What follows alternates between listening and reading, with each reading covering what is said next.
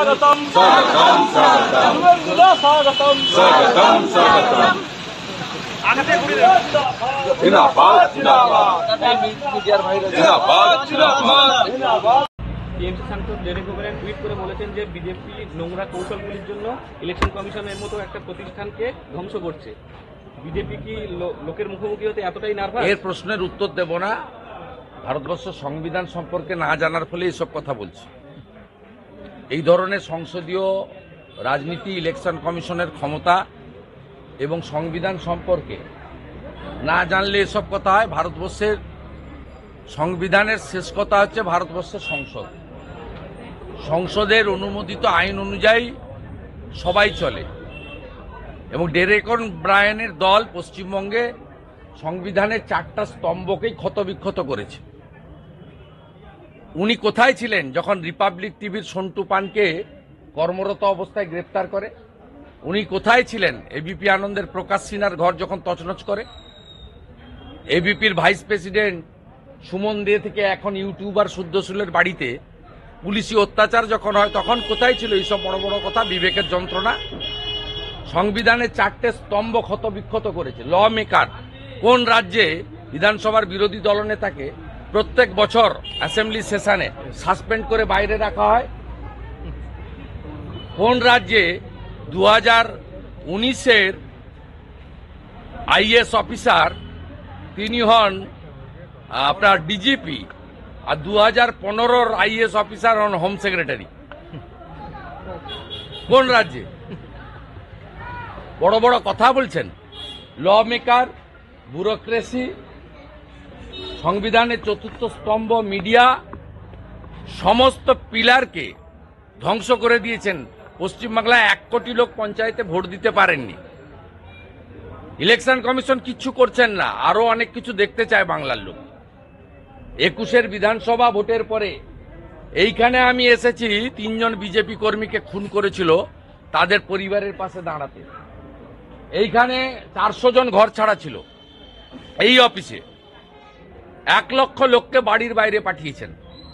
আপনাদের মুখে গণতন্ত্র, সংবিধান, সংসদীয় ব্যবস্থা, শান্তি, সম্প্রীতি, ঐক্য, স্বাধীনতা এসব কথা মানায় না।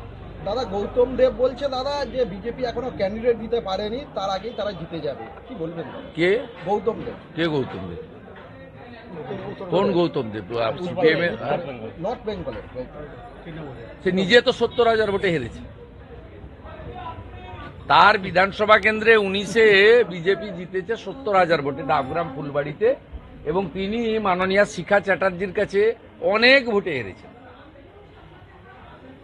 হারাধনদের মুখে এসব কথা মানায় না। যেমন দোকান কাটা মমতা ব্যানার্জি আমার কাছে হেরে মুখ্যমন্ত্রী হয়েছে।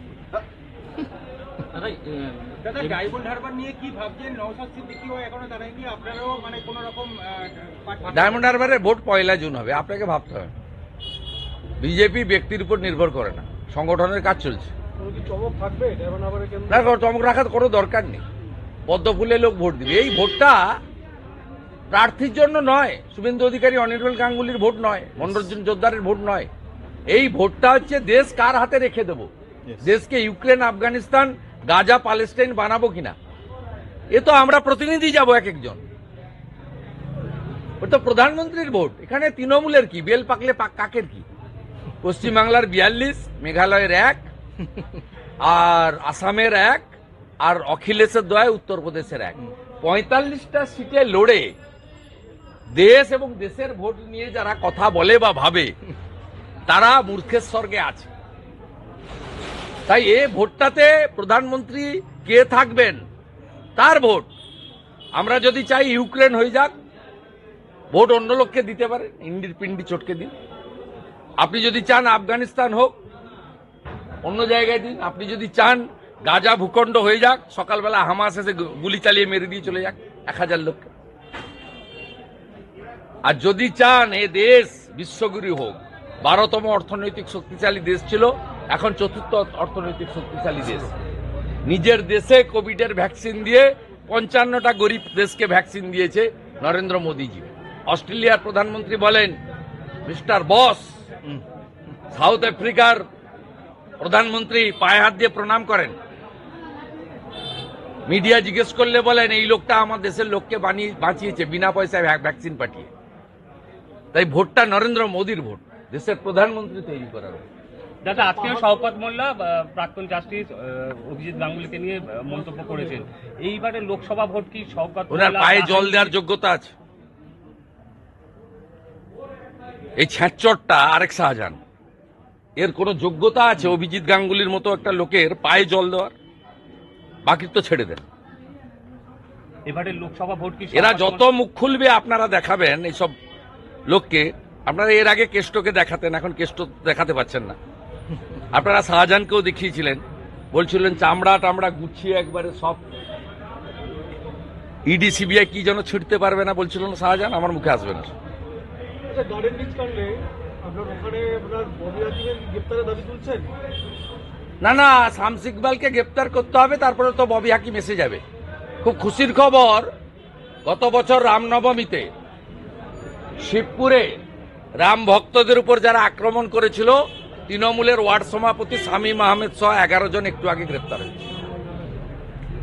এটা অত্যন্ত খুশির খবর, কারণ এই মামলা আমি করেছিলাম, জনস্বার্থের মামলা, ডালখোলা, হাওড়া এবং রিসড়া নিয়ে। পরবর্তীকালে সুপ্রিম কোর্টে গেছিলেন মমতা ব্যানার্জির সরকার, সেখানে হেরেছেন। ডালখোলায় 17টা গুন্ডা জেলে, 11টা গুন্ডা এখানে ধরা পড়েছে। আপকি বার এবারে রিসড়া ভাকিয়েছে। কারা গ্রেপ্তার করেছে? কারা গ্রেপ্তার করেছে? যাদের তদন্তের আদেশ দিয়েছে মহামান্য কোর্ট, ন্যাশনাল